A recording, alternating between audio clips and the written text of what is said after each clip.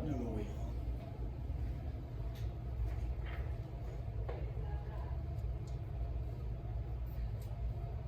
on? Are we on? We did the 3 ideals, right? We were ended on 9. Okay. So the 3 ideals: liberty, equality, and tell me. Liberty, equality.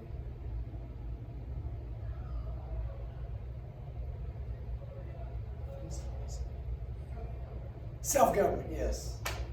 And all 3 of those. Can you guess what all 3 of those have in common? There's something that has to be there for those to work. 2 things.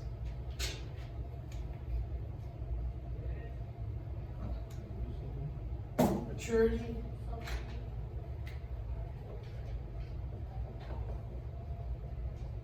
and responsibility. Why is that a problem?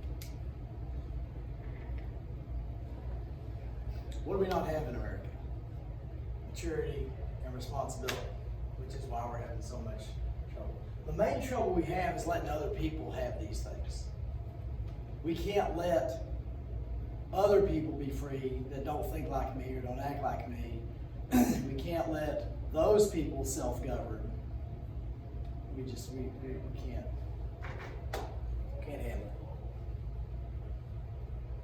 All right, Alexis de Tocqueville. Alexis de Tocqueville was from France, which doesn't mean too much. It doesn't matter. He looked at the U.S. It was somewhere like the 1830s.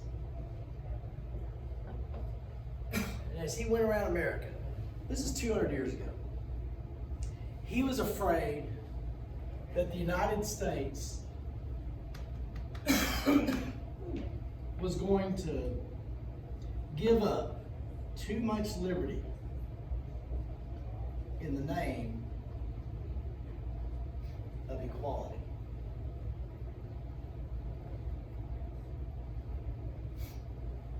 He was afraid that America would be too willing to give up freedoms, to give up liberty in the names of equality.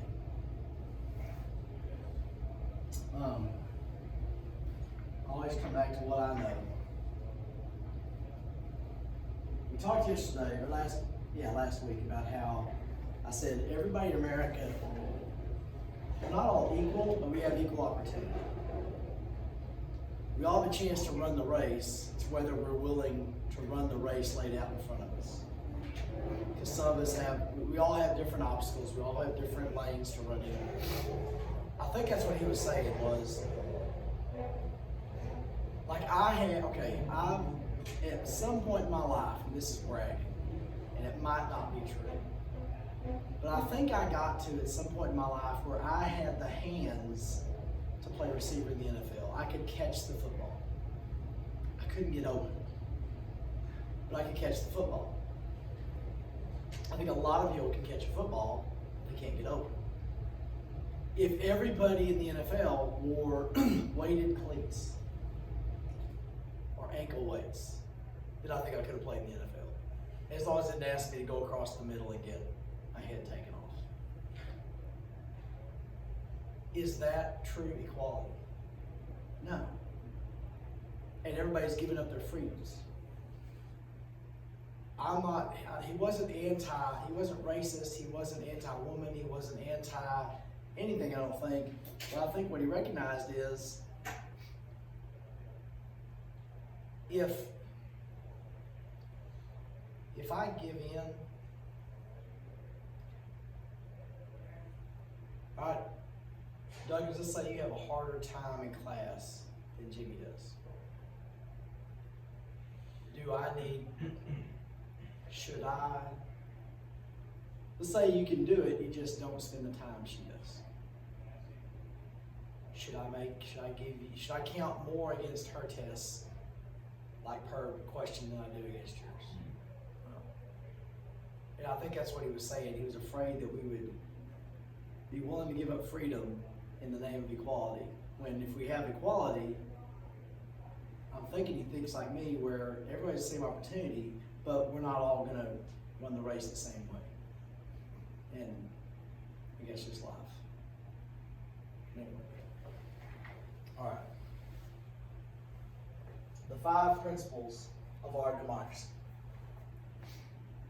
Number 1 is the worth of the individual.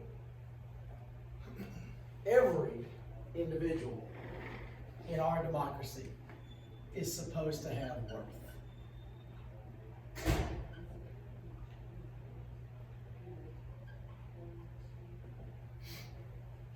In England, you had worth because your dad was the king, or the title in front of your name. In America, you have worth because you're an individual. You're a human being. Does that mean we all have the same talent, the same abilities, the same? All right. Is it fair? Yesterday, my roommate's little kid was pitching the first pitch at the Ranger game. So we went with him. Or no, he paid for our tickets and we went and watched. We were up in very nosebleeds, so that's fine. We didn't sweat because it was air conditioned, so that's great. I don't know if now he goes to suites for games, he gets tickets for games, he's a big wig at a Toyota dealership. His lifestyle is different from mine. He barely got through college. Barely. He chose to work in finance and business. I chose to go into teaching. He goes on vacations every year. They take a vacation and their family takes a vacation. And they go out on other stuff. If his air conditioner breaks down, they go to the Gaylord. If our air conditioner breaks down, we open the windows. Trying to bring extra fans. Is it fair? Now, he didn't get me into their little Ranger game. If you sit in the lower bowl, from like dugout to dugout, you have access to this ultimate high-end buffet thing back behind the stands. Is it fair that he gets to do that and I don't? He chose. He gets to get up this morning and go to some car dealership and be in charge of business stuff and deal with meetings and all that kind of crap. I get to come do this. I chose this. Yeah, it's fair that he makes that much money and I don't. That's fine. Doesn't matter. Some people don't think that. Some people think it's not fair that person makes more than me, or I don't get this, so I should get this. And if you want to do that, go do it. I chose not to. I'm thankful every day I chose not to. Does that make sense? We're worth financially different, but each of us has worth. Individual rights.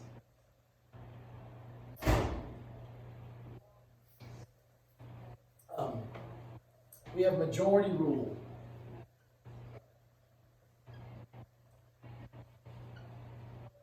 Now this is elections.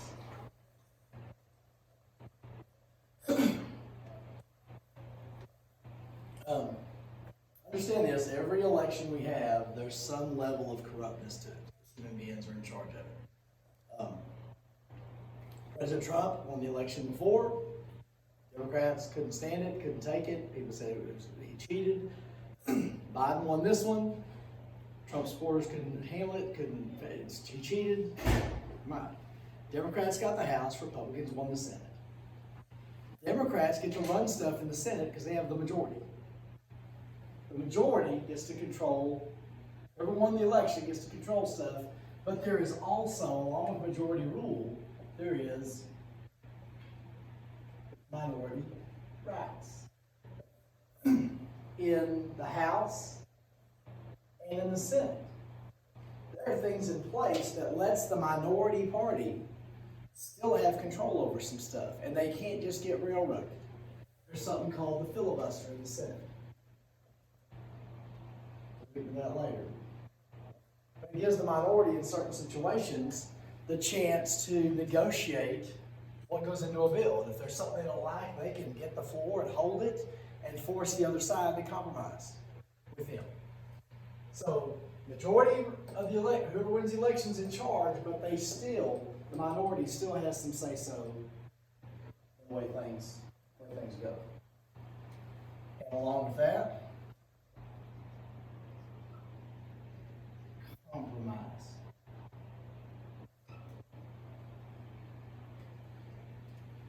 This is where the maturity and responsibility comes in.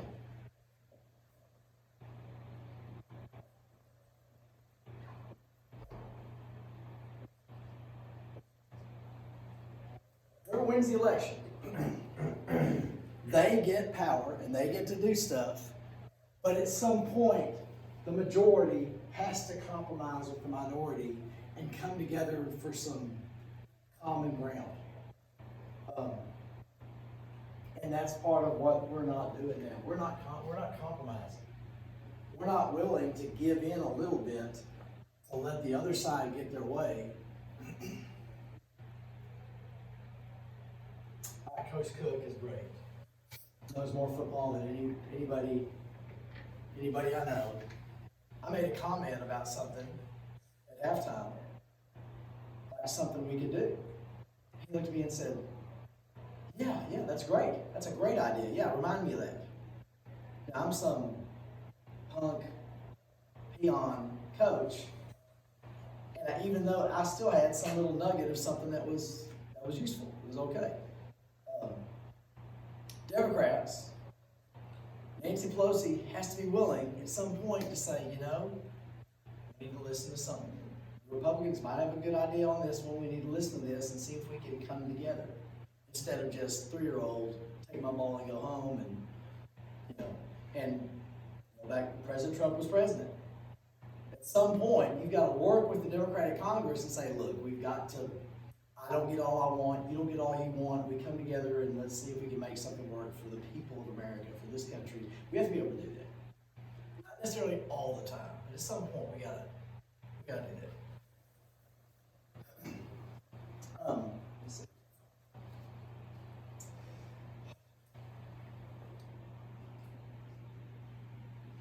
Citizen participation.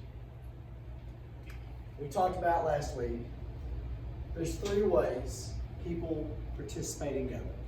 You know what those 3 ways are? Some people run for office.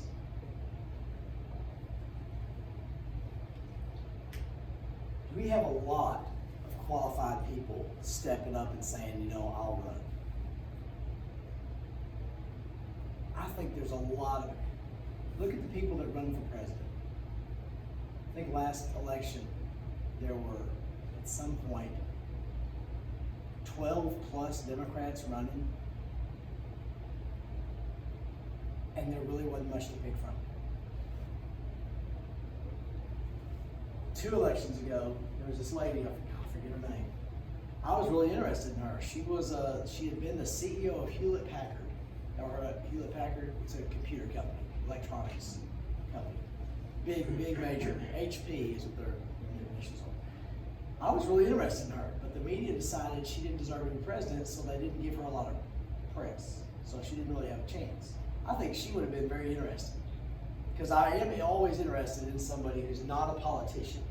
If you can run an international company, you can be president, because you've had to deal with other countries, you've had to hire and fire people, you have a budget, you have to make decisions, there's pressure on you. I don't like politicians being president. I like the idea of a business person being president.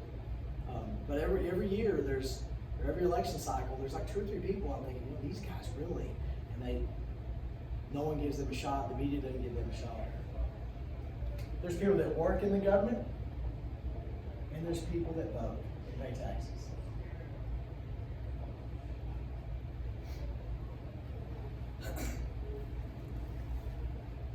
Voting is a huge responsibility.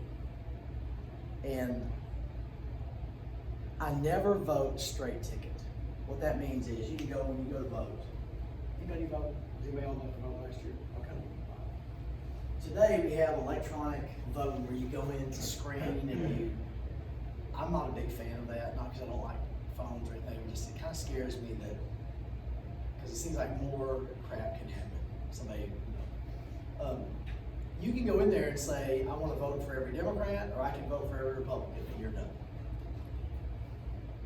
I don't like that, because there are evil, crappy individuals. So I try to figure out, do some research and find out what these people are about. And there, especially at the local level, there might be, I'm very conservative, there might be a Democrat running for something that I think really has some good ideas. And so I really try to find out who these people are. But so many people are just like, you know, if you're a Republican, you're amazing. If you're a Democrat, you're a piece of crap, and vice versa. But that's really important. And I do ask y'all, if you don't know what the office is, or don't recognize any of these people's names, don't vote. Because then you're messing it up for somebody who's really paid. If you're just voting to vote, that kind of can mess everything up. My idea, I told you last week, I think, about wanting to be dictator for 3 weeks. One of the big things I would do is a paper ballot. And you have to write the person's name and what they're running for. So that at least shows you know what's, you don't have to spell it perfect, as long as you can communicate.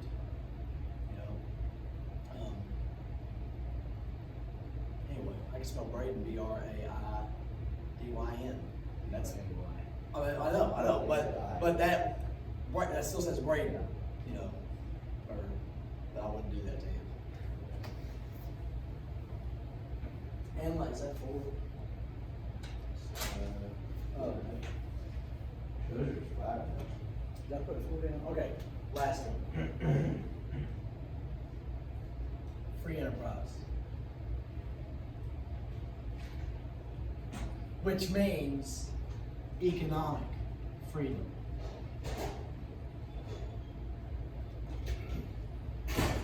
And the founding fathers believed in this.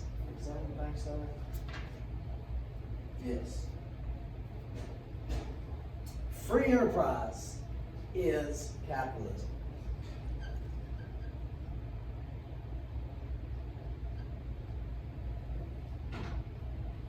Which means you make economic decisions. The government doesn't tell you, it's not communist where the government is controlling the economy. In a free enterprise economy, you make, businesses make, individuals make economic decisions. And there are consequences to those decisions.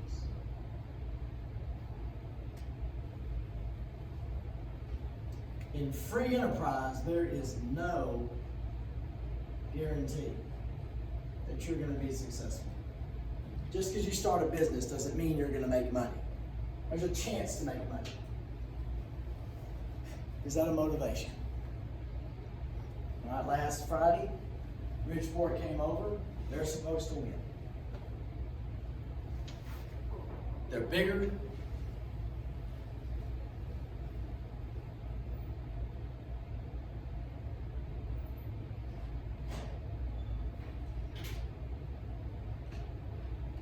Bigger, more experienced.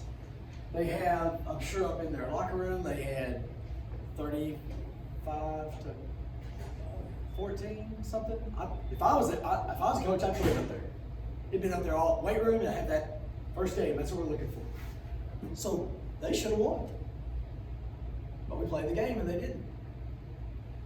Next week we play Nocoma. We should win. We should win and not have much trouble. But we're going to play the game. We'll see what happens. There's no guarantee Paradise is going to win this week.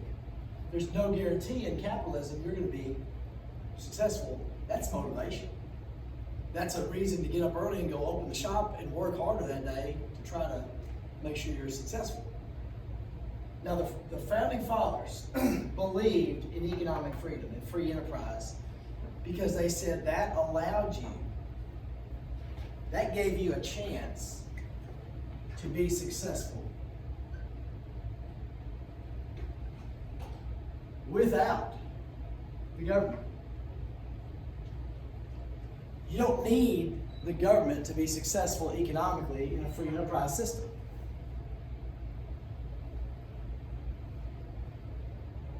And because we're economically free and we're free to make our own decisions and try to make a profit,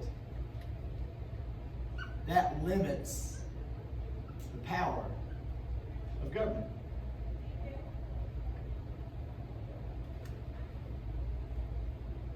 If we're dependent on the government for our economy and making money, like socialism, that makes the government more powerful. And they believe if we're going to really limit the power of the government, we have to empower people's economics.